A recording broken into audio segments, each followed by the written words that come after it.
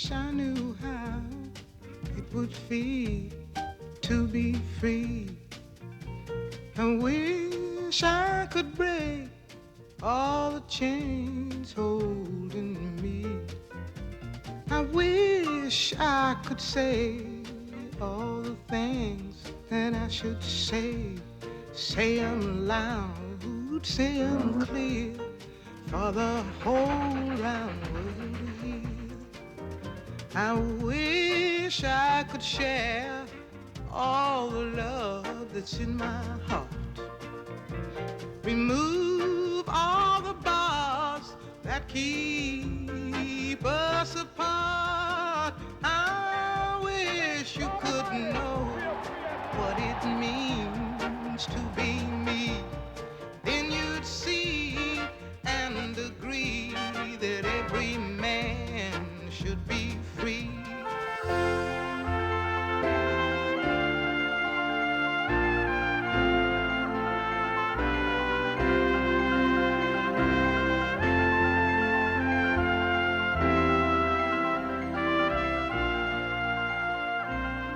For thousands of years, men and women watched the birds and dreamed that they, too, could lift themselves into the air. People tried and failed again and again.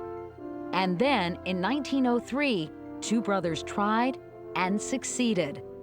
Their names were Wilbur and Orville Wright.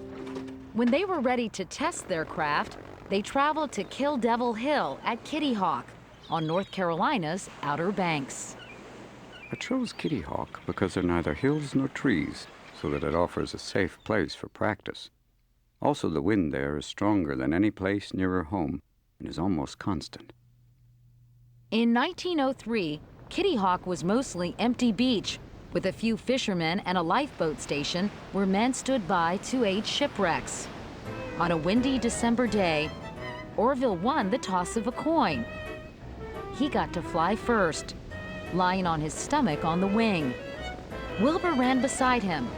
The plane lifted a few feet above the sand and stayed in the air for 17 seconds. After 3 more flights that day, Orville sent a telegram home. The telegraph company spelled his name wrong. Success. 4 flights Thursday morning, all against 21-mile wind. Started from level with engine power alone. Average speed through air 31 miles. Longest 57 seconds. Inform press. Home Christmas. 5 years later, before a gathered audience, Orville lifted his plane into the air and flew around an army field in Virginia 1.5 times before he landed. The crowd of watchers rushed forward, one paper wrote, overwhelmed by the miracle that had taken place before their eyes. This is a period, the late 19th, early 20th century, with inventions that really shaped the whole century that came after it. The airplane and the automobile are probably the two that, in terms of personal freedom, just mobility, the ability to get around, to change where you are. These inventions did really invigorate that kind of notion of American freedom. When my brother and I built and flew the first man-carrying flying machine, we thought that we were introducing into the world an invention that would make further wars practically impossible. Governments would realize the impossibility of winning by surprise attacks, and no country would enter into war with another when it knew it would have to simply wear out the enemy. But the Wright brothers were wrong. Just 6 years after their flight around the Virginia airfield, something happened far off in Bosnia. New York Times, June 28, 1914. Archduke Francis Ferdinand and his wife were shot and killed by a Bosnian student today. The fatal shooting was the result of a political conspiracy. That violent act led to a war that would change the whole world and affect American life for the rest of the century. It was called the Great War. Later, it became known as the First World War. An English politician, Lord Grey, realized how bad it was going to be. The lamps are going out all over Europe. We shall not see them lit again in our lifetime. The Great War began in Europe. At first, the Central Powers, Germany, Austria, and Turkey, fought the Allies, England, France, and Russia. It was a struggle for power and land and money. No one believed it would last long, especially in the United States, where President Woodrow Wilson insisted the country not take sides. He remembered the Civil War from his own childhood. He knew how awful the effects of war could be. The United States must be neutral, in fact as well as in name. There is such a thing as a man being too proud to fight. But World War I was worse than anyone could have imagined. Armies of men dug themselves into trenches and slew men in other trenches. And new inventions, like the Wright brothers' airplanes, which were intended to do good, became instruments of death. At first, airplanes were used to scout enemy territory. Flyers leaned out of cockpits and shot their weapons at enemy pilots. Then a new invention allowed pilots to synchronize machine gun fire with propeller blades. Soon, bombs were brought aboard and dropped by hand over the plane's side. But perhaps the most deadly weapon of all were German submarines. And on May 8, 1915, Americans were the target. New York Times. The Cunard liner Lusitania sailed out of New York last Saturday with 1,918 souls aboard. She was sunk by a German submarine which sent 2 torpedoes crashing into her side. As pressure to enter the war mounted, President Wilson refused until early in 1917, when Germany sank 8 more U.S. ships.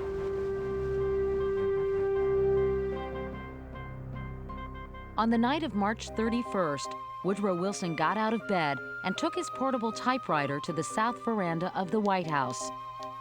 In the quiet of early morning, the president typed out a message that was to become famous. The present German submarine warfare against commerce is a warfare against mankind. It is a war against all nations. We are accepting the challenge. The world must be made safe for democracy. It was a presidential call for a declaration of war, and it made it clear that this was to be a war on behalf of freedom. On April 2nd, President Wilson spoke to Congress.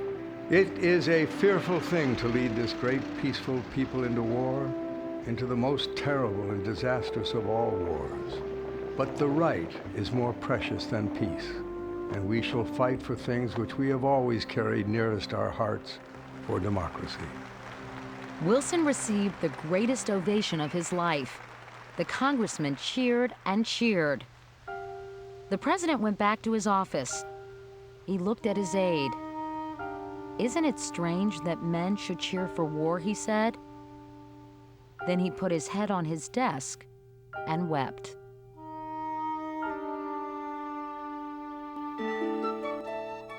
At first, the Germans weren't worried by President Wilson's announcement that the United States would join the war effort. They thought it would take years for America to get ready to fight. But they miscalculated the country's resolve when it came to fighting for democracy.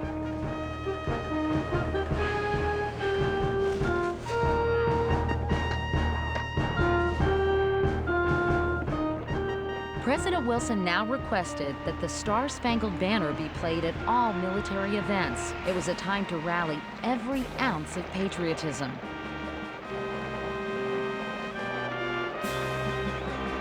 More than 1 million Americans were drafted into the Army, trained, and sent overseas.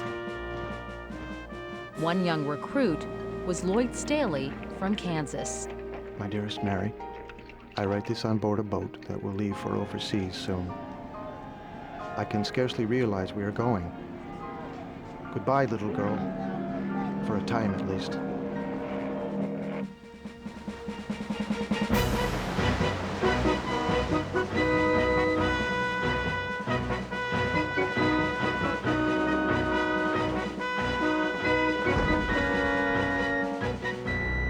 As American soldiers fought for freedom in Europe, Woodrow Wilson increased national security at home. He supported the Espionage Act of 1917, severely restricting Americans' freedom of speech. And the Sedition Act made it a crime to criticize the government. Under these new laws, more than 1,000 Americans were arrested and convicted. During World War I, both private and public institutions led a tremendous crackdown on freedom at home. German Americans found themselves persecuted. The speaking of the German language was banned in many places. Also, dissenters, people who opposed American participation in the war, were rounded up, arrested, jailed, many of them deported if they were aliens. This was probably the most severe repression of freedom of speech by the national government in American history, and it seemed contradictory to the idea that we were fighting a war to expand freedom around the world. By 1918, the fighting in Europe had dragged on for 3.5 years. Almost 9 million Europeans had died in the struggle. Both sides were near collapse, but the American forces now tipped the balance.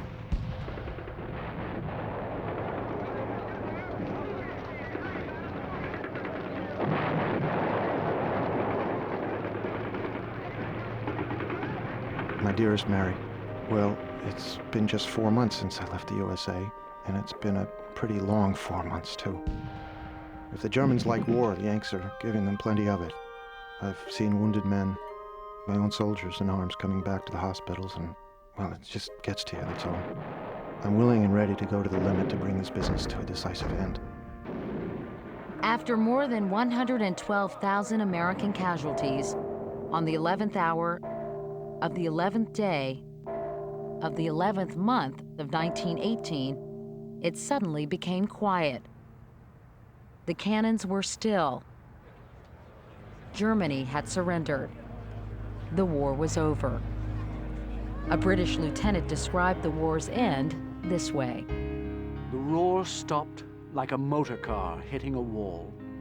The resulting quiet was uncanny in comparison. We kept the boys under restraint as long as we could. Finally, the strain was too great. A big Yank ran out into no man's land and planted the stars and stripes at the lip of a shell hole.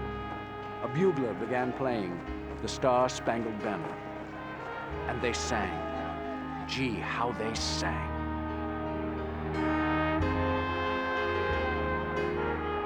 My dearest Mary, the band is playing the Star-Spangled Banner. We're coming back to the good old USA, and I'm coming back to you. I will tell you about this war when I get back.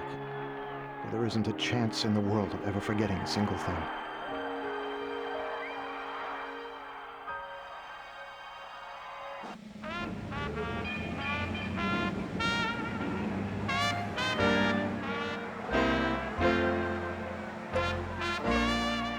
The freedom celebrated in the Star-Spangled Banner did not apply to returning black soldiers.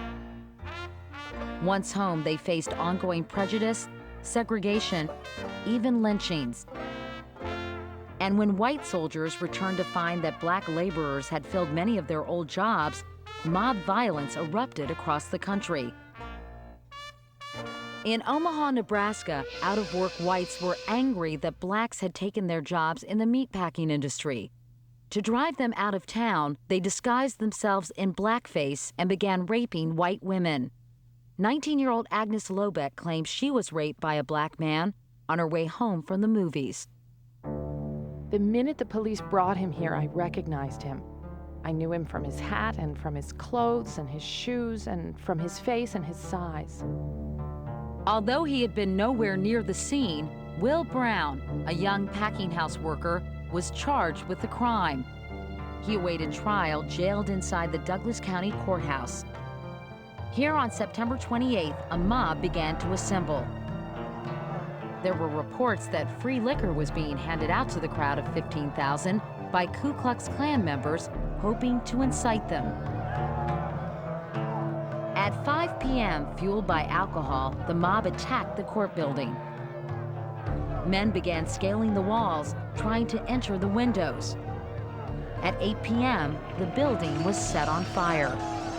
A man in a policeman's blue uniform threw down a note. It said, Come up and you will get the Negro.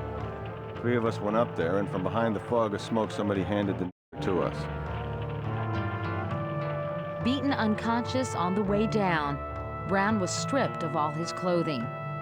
His body would be filled with more than 1,000 bullets. We are going to teach these fiends a lesson. The white people of this town are tired of putting up with them. If the county won't do justice, then fire will. An Omaha newspaper photographer captured the grisly scene, the charred remains of Will Brown surrounded by townspeople proudly posing for the camera. Almost everyone was smiling.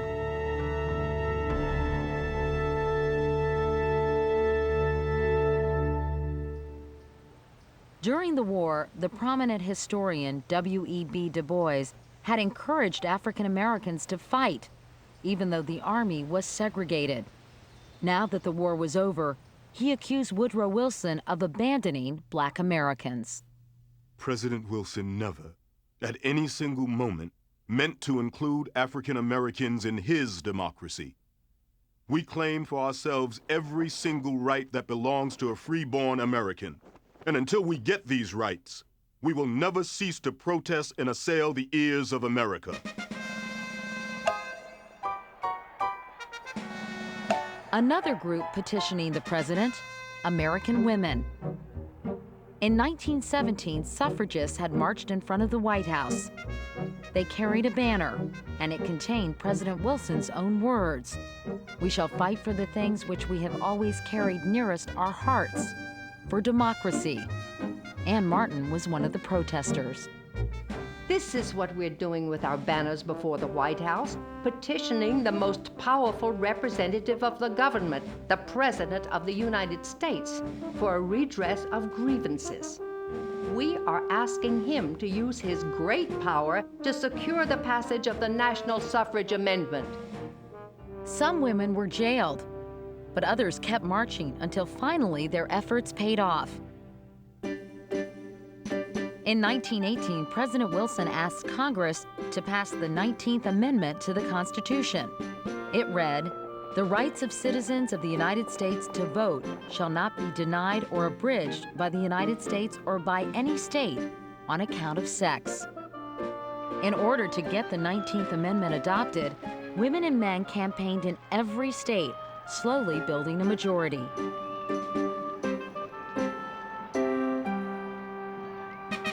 In 1919, Tennessee became the last state in the nation to ratify. The next year, 1920, America's women finally went to the polls.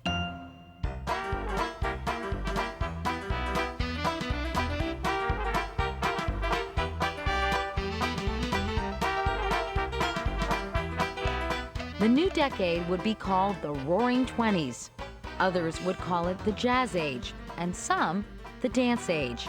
It was a time of a roaring national economy, and for a war-weary nation, it turned into one long party. In the 20s, a lot of the definitions of freedom are what we call negative freedom. That is personal expression without restraint. Particularly women, now that they had the right to vote, a younger generation of women sort of breaking with many of the conventions and restrictions of the past. And of course, this alarmed many people. There were those who thought that the culture was disintegrating, that more traditional values were being destroyed. But certainly for a younger generation, this was, the personal freedom was something unprecedented in the 1920s. Just 2.5 decades after Orville Wright took off from a sand dune at Kitty Hawk, another flight would make history again. Charles Lindbergh was a pilot who did trick flying and took people on plane rides for $5 a spin. When a wealthy hotel owner offered $25,000 to anyone who could fly nonstop from New York to Paris, Lindbergh signed up. He set out in 1927 in a frail single-engine craft called the Spirit of St. Louis. About 7:40 a.m., the motor was started, and at 7:52, I took off on the flight for Paris. I took up a compass course at once and soon reached Long Island Sound. The weather was awful. He carried only a quart of water, a sack of sandwiches, and a rubber raft. I was skimming the top of storm clouds. Sleep began to cling to the plane. That worried me a great deal, and I debated whether I should keep on or go back. As Lindbergh flew over the Atlantic, people around the world followed his progress on their radios. And then there was nothing to hear. Darkness set in about 8:15. The fog became thicker and increased in height until within 2 hours, only the stars directly overhead could be seen. In New York that evening, during a boxing match at Yankee Stadium, the spectators rose and said a prayer for Charles Lindbergh. Somewhere over the Atlantic Ocean, Lindbergh struggled to stay awake. Then, miraculously, he looked down and saw some boats. I flew down, almost touching the craft, and yelled at them, asking if I was on the right road to Ireland. They just stared. Maybe they didn't hear me. Maybe I didn't hear them. Or maybe they thought I was just a crazy fool. An hour later, I saw land.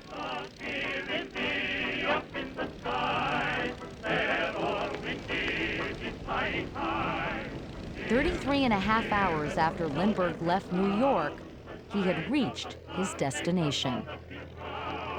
I first saw the lights of Paris a little before 10 p.m. And a few minutes later, I was circling the Eiffel Tower. The roads appeared jammed. I flew low over the field once, then circled into the wind and landed. The mob waved and screamed for Lucky Lindy, the young American hero. Back in New York, at a huge outpouring to celebrate Charles Lindbergh, the Star-Spangled Banner was sung by millions.